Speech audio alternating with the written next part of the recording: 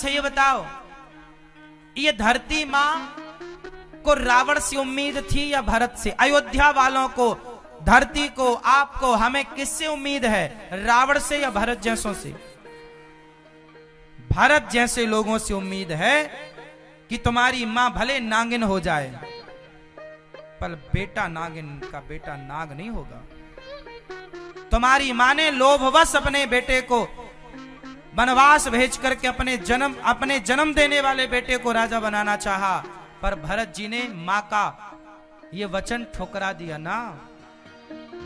मां, तुम पुत्र मोह में पागल हो गई हो। तुमने जो निर्णय लिया है वो पुत्र मोह का निर्णय है, और मैं जो निर्णय लूंगा वो आने वाला भारत निर्णय लेगा। आने वाला भारत मेरे निर्णय से सीखेगा। भारत भी यदि कैकेयी मां से सहमत हो जाते तो सोचो फिर भाई भाई का कितना बड़ा दुश्मन हो जाता। इसलिए मिसाल बन गए भरत जी के। नहीं, भाई हो तो कैसा? भरत जैसा, जो अपने भाई के लिए अयोध्या की सिंहासन छोड़ देता है, पर अपने भाई के चरण नहीं छोड़ता। भाई भाई का प्रेम राम और भरत की कथा सिखाती है। शास्त्रों को उस नजरिए से आपने देखा नहीं, पढ़ा नहीं, समझा नहीं, इसलिए शास्त्रों के मर्म को आप जान ना पाए। मेरी मां बेटों को बेईमान ना बनाना, ईमानदार बनाना। ऐसा बनाना आप अपने बच्चों को कि आपके गांव के, आपके मोहल्ले के लोग कहें कि वाह, भाई कोई झूठ बोले तो बोले, पर ये झूठ नहीं बोल सकता, मुझे विश्वास है। तुम इतना विश्वास बना लो कि लोग तुम पर विश्वास करें कि नहीं जी, मैं गारंटी लेता हूं उस आदमी की, वो ऐसा नहीं हो सकता, वो चोर नहीं हो सकता, वो बेईमान नहीं हो सकता। गारंटी जैसे हम और आप गारंटी राम जी की लेते हैं कि राम जी के मन में कोई। भरत जी जब कौशल्या मां से मिलने गए, कैकेयी मां के पास आए, कैकेयी मां ने पूरा बताया कि मैंने तो तेरे लिए राजा का पद तैयार रखा है।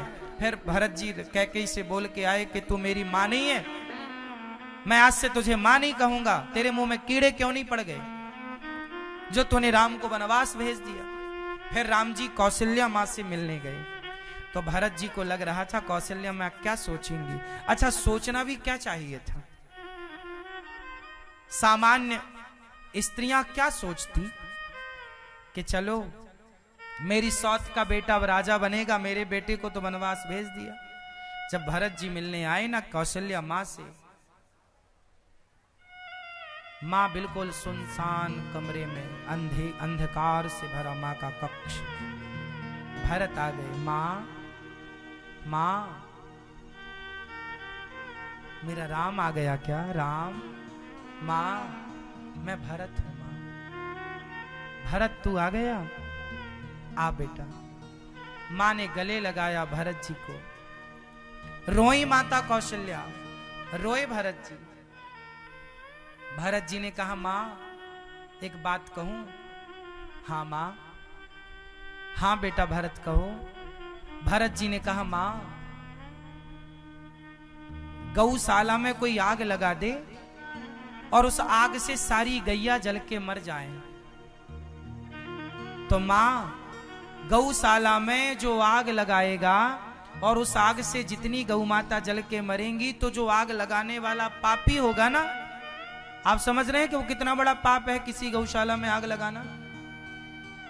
तो मां, हाँ बेटा भरत, मां जो गौशाला में आग लगाने के बाद गाय जल के मर गई और उस गाय के मरने के बाद जो उस आग लगाने वाले को जो पाप लगता है ना मां, वो पाप मुझे लग जाए मां, वो पाप मुझे लगे मां।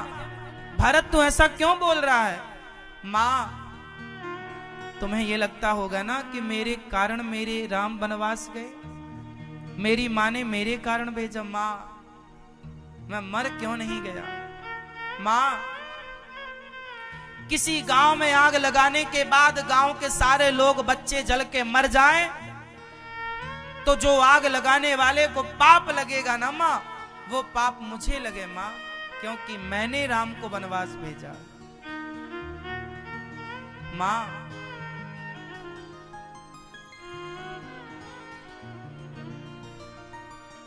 जो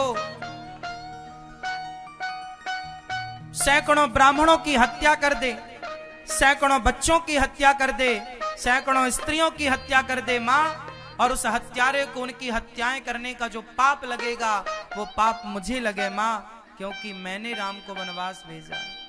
मां ने हृदय से लगाया, भरत तूने ऐसा क्यों कहा? मैंने कब कहा कि तूने वनवास भेजा है? ये तो होनी थी भरत।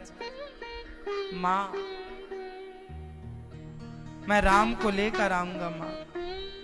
और भरत जी जब राम को लेने चित्रकूट की ओर गए, सारे अयोध्यावासी सोच रहे थे कि नागिन का बेटा नाग ही होगा, ये दोनों मां बेटे की मिली भगत होगी।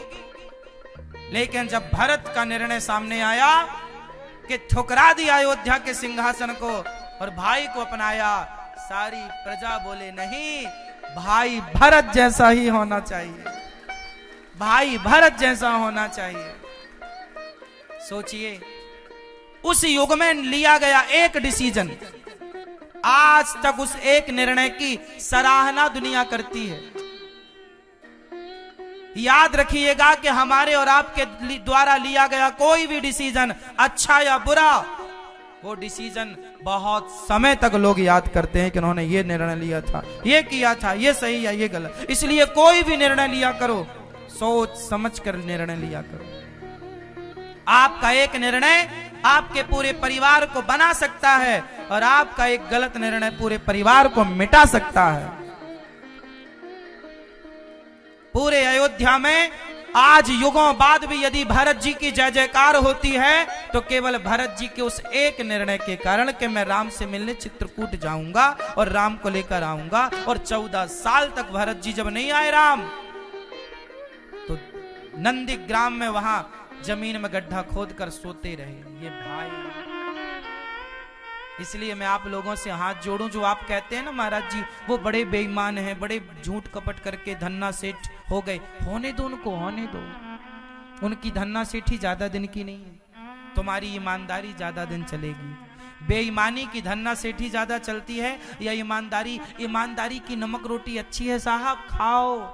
क्यों तुम, अच्छा चलो तुम धन्ना सेठ हो गए, तुम्हें रसगुल्ला पच रहा है क्या? रबड़ी पच रही है क्या? तुम्हारे पास रबड़ी की व्यवस्था खूब है, पर डॉक्टर ने मना कर रखा मत खाना।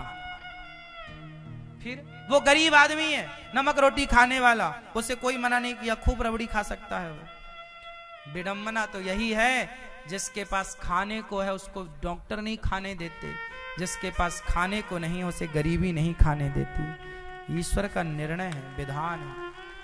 क्यों नहीं समझते आप लोग?